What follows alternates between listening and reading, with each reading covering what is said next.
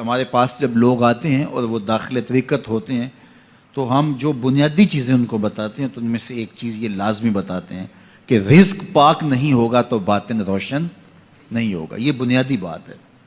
اگر رزق پاک نہیں ہے تو میرے حضور نے ارشاد فرمایا کہ ایک بندہ سفر کر کے کعبۃ اللہ کے صحن میں پہنچتا ہے اور کعبے کے پردوں کو تھام رہا ہے, وہ یمد یدیہ, اور لمبے لمبے ہاتھ کر کے کہتا ہے اے اللہ, لیکن اس کا کھانا حرام ہے, اس کا پینا حرام ہے, اس کا لباس حرام ہے, وہ غذا بالحرام, اس کو غذا حرام سے دی گئی ہے. میرے حضور نے فرمایا اس کی کوئی دعا قبول نہیں ہوگی. سفر کیا, جنگل پہاڑ کاٹے, سمندروں کو پاٹ کر کے آگے گیا, ہواؤں کے کلیجے چیر کے آگے بڑھا, مہینوں کی مسافتیں طے کر کے گیا اور کعبۃ اللہ کے سامنے کھڑا ہے, سین حرم میں مطاف میں کھڑا ہے, لیکن اس کا جسم حرام سے پلا ہے. اس نے جو پہنا ہے اس لباس کا تانا یا بانا حرام کا ہے, اس کو غذا حرام کی دی گئی ہے, اس نے پیا حرام کا ہے, اس نے کھایا حرام کا ہے, تو پھر اس کا یہ سارا سفر رائے گاں چلا جائے گا, اس کو کچھ نصیب نہیں ہوگا. تو سب سے پہلی شرط اس عنوان سے عقل حلال ہے. اس کے بعد پہ صدق مقال ہے کہ آپ کی زبان جھوٹ نہ بولے. جب کوئی شخص جھوٹ بولتا ہے, روحانیات تو دور کی بات ہے, اللہ کے فرشتے اس سے 1 میل دور ہٹ جاتے ہیں. جب کوئی شخص جھوٹ بولتا ہے تو حدیث پاک میں آتا ہے اس کے منہ سے ایک خاص قسم کی بدبو نکلتی ہے. اس بدبو کو ہم نہیں سونگھ پاتے لیکن فرشتے سونگھ لیتے ہیں, چونکہ فرشتے انتہائی حساس مخلوق ہے, اور وہ جھوٹ کی وجہ سے نکلنے والی بدبو کو سونگھتے ہیں. اللہ نے حضرت امام اعظم امام ابو حنیفہ رضی اللہ تعالیٰ عنہ کو یہ بصیرت عطا کی تھی اور یہ باطنی نظر بخشی تھی کہ جب کوئی شخص وضو کرتا تھا تو اس کے وضو کے پانی سے پہچان لیتے تھے کہ یہ کس گناہ کا مجرم ہے. جب بندہ وضو کرتا ہے تو وضو سے ہاتھوں کے گناہ جھڑتے ہیں, منہ کے گناہ جھڑتے ہیں, تو وہ وضو کے پانی سے اس بات کو محسوس کرتے تھے. اللہ نے ان کو وہ بصیرت عطا کی تھی, لیکن انہوں نے اللہ کی بارگاہ میں عرض کی مالک مجھ سے یہ چیز چھین لے, یہ چیز مجھے نہیں چاہیے. لوگوں کے بارے میں جو ہے وہ ایسا گمان پھر پیدا ہوتا ہے. تو فرشتوں کو اللہ نے وہ حساس جو ہے وہ پاکیزہ وجود دیا, اور ان کی حس ایسی ہے کہ وہ بدبو جو انسان بولتا ہے اور لفظوں سے جو اثرات نکلتے ہیں وہ محسوس کرتے ہیں. تو جب کوئی شخص جھوٹ بولتا ہے تو اس کے جسم سے, اس کی زبان سے جھوٹ کے ساتھ بدبو نکلتی ہے. اللہ کے فرشتے 1 میل دور تک پیچھے ہٹ جاتے ہیں. تو مجھے بتائیے, جو شخص جھوٹ بولتا ہو کیا اسے کوئی روحانی مرتبہ مل سکتا ہے؟ یہ سوچا بھی نہیں جا سکتا, یہ امکانات سے ہی نہیں ہے. اللہ کے محبوب علیہ السلام سے پوچھا گیا کہ حضور کوئی مسلمان, کوئی مومن کیا بزدل ہو سکتا ہے؟ فرمایا نہیں, وہ بہادر ہوتا ہے, لیکن ہو سکتا ہے کبھی اس سے بزدلی بھی سرزد ہو جائے. انسانی کمزوری ہے, کبھی انسان بہت طاقت میں ہوتا ہے, کبھی انسان کمزور بھی پڑ جاتا ہے. فرمایا ہو سکتا ہے کبھی اس سے ہو بھی جائے. پھر پوچھا کہ بخل کر سکتا ہے؟ فرمایا نہیں, مومن سخی ہوتا ہے, لیکن ہو سکتا ہے کبھی اس سے بخل بھی ہو جائے.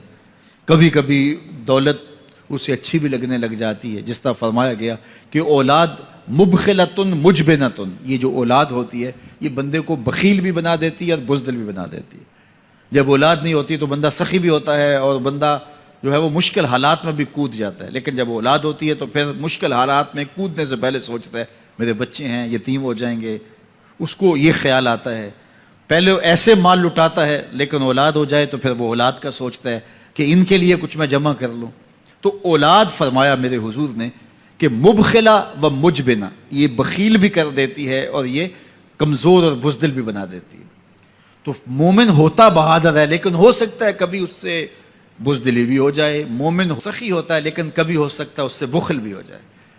لیکن تیسرا سوال حضور سے پوچھا گیا کہ مومن جھوٹا ہو سکتا ہے؟ تو اس پہ 2 ٹوک کہا, نہیں جھوٹا نہیں ہو سکتا. یہ نہیں ہو سکتا کہ مومن ہو اور جھوٹا ہو, وہ سچ بولنے والا ہوگا. تو عقل حلال اور صدق مقال, یہ 2 خوبیاں جو ہیں یہ اہل اللہ کا طرائے امتیاز ہے, اور یہ مجھے اور آپ کو اختیار کرنی چاہیے. حضرت خلیل اللہ جب وادی غیر ذی زرع میں سیدہ ہاجرہ اور ان کے معصوم نونہال کو چھوڑ کر کے جانے لگے۔ ایسی وادی جہاں حیوانی وجود بھی نہیں تھا، نباتات بھی نہیں پائے جاتے تھے، پانی کا ایک قطرہ بھی دستیاب نہیں تھا، کالے سیاہ محیط پہاڑ جیسے فولاد پگھلا کے ڈال دیا ہو، وہ وادی جہاں دن کو بھی خوف آئے، وہاں حضرت ہاجرہ نے راتیں بھی گزاری۔ کتنا دردناک لمحہ تھا۔ جب سحری کا وقت ہوا، حضرت خلیل اللہ دعائیں دے کے رخصت ہونے لگے، حضرت ہاجرہ سلام اللہ نے آگے بڑھ کے اپنے شوہر نامدار کا دامن پکڑ لیا۔ تمسکت بِأَزْيَالِهِ، دامن پکڑ کے بولی، میرے شوہر نامدار، اس محیب وادی میں، اس پہاڑوں کے دامن میں جہاں دن کو بھی خوف آئے، نونہال معصوم کے ہمراہ مجھے چھوڑ کے کہاں جا رہے ہو؟ حضرت خلیل اللہ نے کوئی جواب نہیں دیا۔ پھر قدم اٹھایا تو زوجہ نے پھر دامن پکڑا، پھر وہی سوال، پھر کوئی جواب نہیں آیا۔ تیسری مرتبہ دامن پکڑا، خلیل اللہ کی جانب سے کوئی جواب نہیں آیا، تو خاتون خود بولی، کیا اللہ کا حکم تو نہیں؟ تو حضرت خلیل اللہ نے کہا، نعم، ہاں اسی کا حکم ہے۔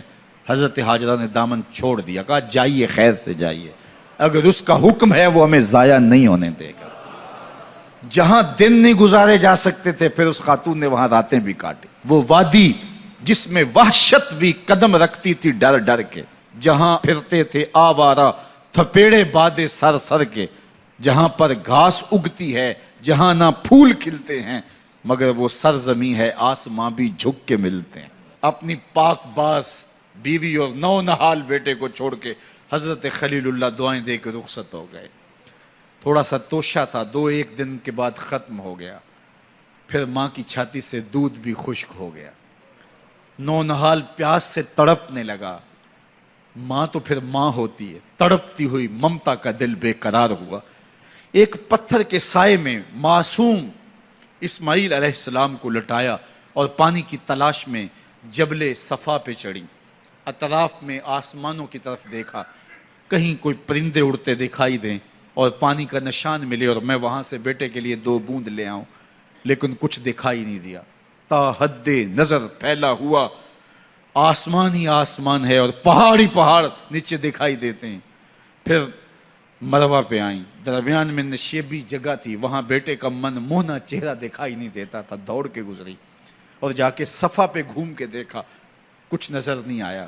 ادھر بھی دیکھ لیا، ادھر بھی دیکھ لیا، لیکن ماں تھی۔ پھر دوبارہ صفا پہ آئی، صفا پہ دیکھا، کچھ دکھائی نہیں دیا۔ پھر تڑپ کے مروہ پہ آئیں، وہاں پھر دیکھا، کچھ دکھائی نہیں دیا۔ پھر صفا پہ آئی، کبھی صفا پہ کبھی مروہ پہ، تڑپتی ہوئی ماں کی ممتا، بے قرار دل، ادھر پانی کی پیاس سے تڑپتا ہوا معصوم اسماعیل پتھر کی اوٹ میں، درمیان سے ماں گزرتی ہے تو بھاگ کے گزرتی ہے کہ بیٹے کا من مونا چہرہ بھی نگاہوں کے سامنے رہے۔ ذرا منظر تو دیکھو کتنا دل آویز ہے۔ اللہ اکبر، سینوں میں پتے پانی ہو جائیں، پتھر بھی ہو تو پگھل جائے اس زہرہ گداز داستان سے، لیکن اللہ پر توکل اور ماں کی بے قراریاں، کبھی صفا پہ کبھی مروہ پہ، زبان پہ شکایت نہیں ہے۔ پھر جب مروہ پہ پہنچتی ہیں، 7 چکر مکمل ہو گئے، تو ادھر کیا دیکھا کہ معصوم اسماعیل ایڑیاں رگڑ رہا ہے۔ ماں کا دل ڈولنے لگا کہ بیٹا آخری لمحوں میں دوڑی کہ بیٹے کو جا کے اپنی چھاتی سے چمٹاؤں، ہو سکتا ہے 2 قطرے دودھ کے اس کی زندگی کی آس بندھا دیں۔ تو ماں دوڑتی ہوئی آئی، لیکن جب قریب آئی تو منظر بدلا ہوا تھا۔ معصوم کی ایڑیوں کے رگڑنے سے تازہ چشمہ پھوٹ رہا ہے، پانی ہے کہ بے قابو ہونا چاہ رہا ہے۔ آگے بڑھی، جلدی جلدی مٹی کی منڈھیری کرتے ہوئے کہا، زم زم، رک جا رک جا۔ اللہ اکبر۔ ہاجرہ سلام اللہ علیہا نے حضرت اسماعیل کی محبت اور اپنے رب پر توکل کی انوکھی اور البیلی داستان رقم کی۔ کہا، ہاجرہ تو نے بھی حد کر دی، لیکن قیامت تک تیری راہوں کو بھی جلوہ گاہ بنا دیں گے۔ یہاں نبی بھی دوڑیں گے، ولی بھی دوڑیں گے، غوث بھی دوڑیں گے، کتب اور ابدال بھی دوڑیں گے، شہنشاہ بھی دوڑیں گے، کج کلا بھی دوڑیں گے۔ یہ دوڑنا ہم عبادت بنا دیں گے، حتیٰ کہ امام الانبیاء بھی ان راہوں کی سائی کرتے رہے۔ عجیب رنگ، عجیب منظر اور عجیب کیف کا عالم۔ اچھا، یہاں رک کے ایک بات کرنا چاہوں گا، اگر آپ کی توجہ ہو، جہاں حضرت ہاجرہ دوڑیں اور ان کے مبارک قدم وہاں لگے اور لگ کے ہٹ گئے، عارضی نسبت ہے، مستقل نسبت نہیں ہے۔ جہاں ان کے قدم لگ کے ہٹ گئے وہ جگہ تو جلوہ گاہ بن گئی، اور جہاں حضور خود جلوہ فرما ہیں وہ گنبد خضرا جلوہ گاہ کیوں نہیں ہو سکتا ہے؟ اب یہ پانی جہاں حضرت اسماعیل کے قدم لگے، یہ پانی دنیا کا عظیم ترین پانی ہے، اور پھر اس کا پروٹوکول یہ ہے، اس کو کھڑے ہو کے پیا جاتا ہے۔ یار یہاں بھی رک کے ایک بات کہہ دوں، حضرت اسماعیل کے قدموں کو چھونے والے پانی کا پروٹوکول ہے کہ اس کے لیے کھڑے ہو جائیں، اور حضرت اسماعیل مسجد اقصیٰ میں جس کے پیچھے کھڑے ہو کے نماز پڑھتے ہیں اس امام کے لیے کھڑے ہو کے مصطفیٰ جان رحمت پہ لاکھوں سلام پڑھ لیں تو اس میں شرک کہاں سے آ جائے گا؟ تو یہ تکریم ہے، یہ عزت ہے اس پانی کی کہ اس نے حضرت ذبیح اللہ کے قدم چھوئے ہیں۔ تو یہ سارا حج اللہ اکبر ہمیں ہمارے ماضی سے جوڑتا ہے۔